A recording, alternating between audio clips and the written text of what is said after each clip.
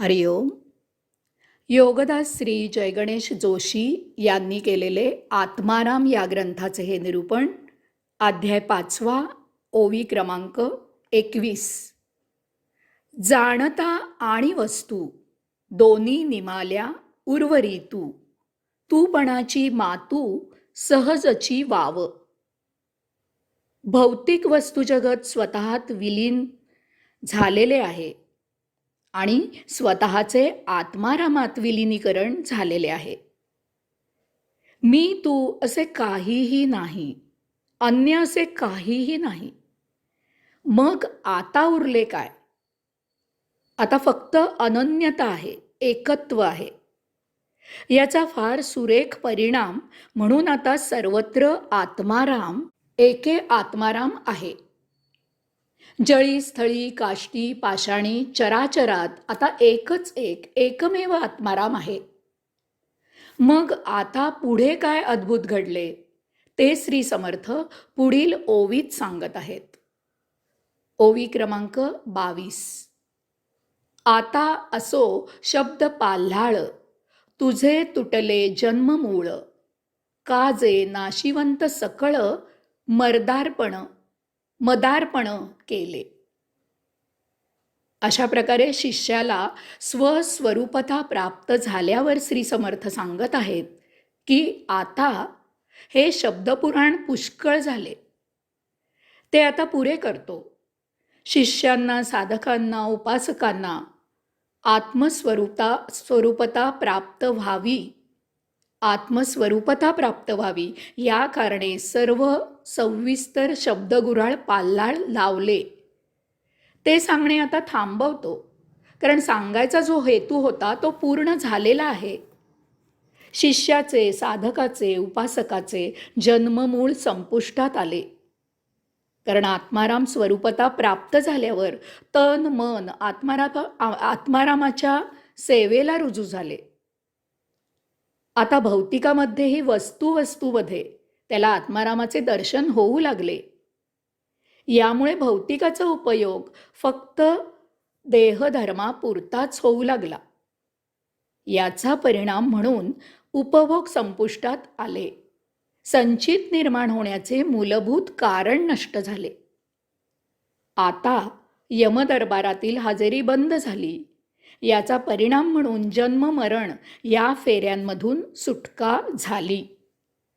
आता स्वमर्जीने विश्वसंचार सुरू झाला. स्वमर्जीने पाहिजे त्या ग्रहावर जावे, पाहिजे तितके राहावे आणि प्रभू कार्य करावे. साक्षीत्वाने सृष्टी सौंदर्य निरखावे. अशा प्रकारे येथे देह धारण करून येण्याचे मूलभूत प्रयोजन पुन्हा सुरू झाले. श्री समर्थ आता आत्माराम हा ग्रंथ सांगायला सुरुवात करताना त्यांनी आपल्याला जे सांगितले होते, आपल्याकडून त्यांनी जे मागणे मागितले होते, त्याची येथे आठवण करून देत आहेत. सुरुवातीला पहिल्या अध्यायात त्यांनी तुझ्याकडे जे जे नाश पावणारे आहे ते सर्व दे. तुझ्याकडे जे जे अशाश्वत आहे ते सर्व दे. तुझ्या मृत्यूनंतर तुझ्याबरोबर तू जे घेऊन जाऊ शकत नाहीस ते सर्व दे, असे सांगितले होते. श्री समर्थ सांगतात की आता तुझे जन्ममूळ तुटले. तू भौतिकाच्या भोगापवर्गतेमधून मुक्त झालास. तुझे संचित कायम करता संपुष्टात आले. तुझे जन्ममरण असे जे फेरे सुरू होते ते संपले. तू सायुज्य मुक्त झालास. जशी करायला पाहिजे तशी अपेक्षित प्रभू सेवा तू करू लागलास. कारण मी जे मागणे मागितले होते ते तू मला दिले आहेस.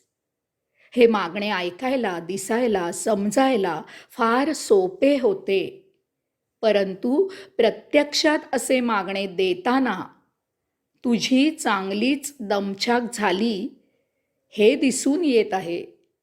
माझे मागणे पुरवणे सोपे नाही, तथापि आता ती परीक्षा तू उत्तीर्ण झाला आहेस. मलाही कृतकृत्य झाल्यासारखे वाटत आहे.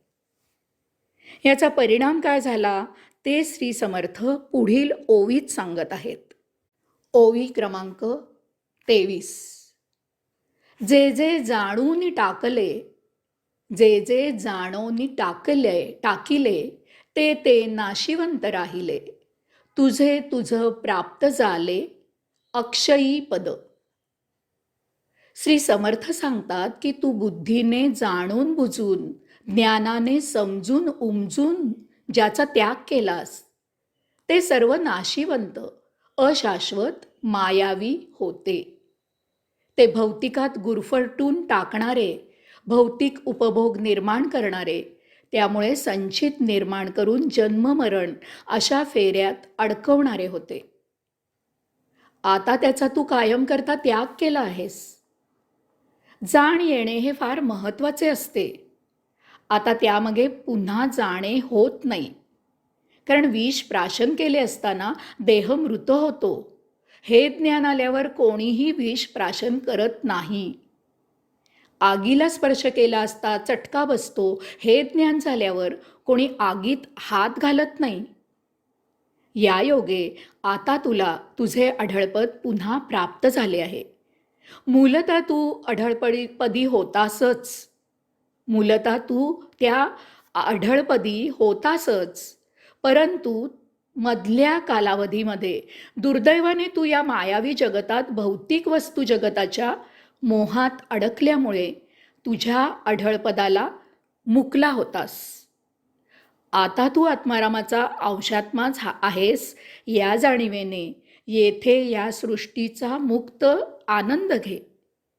या सृष्टीमध्ये प्रभू महाविस्मयकारक, विलक्षण, अद्भुत अशी लीला करत आहे. आता त्याचा मुक्त आस्वाद घे. साक्षीत्वाने या सृष्टीत मुक्त संचार कर. हरिओम.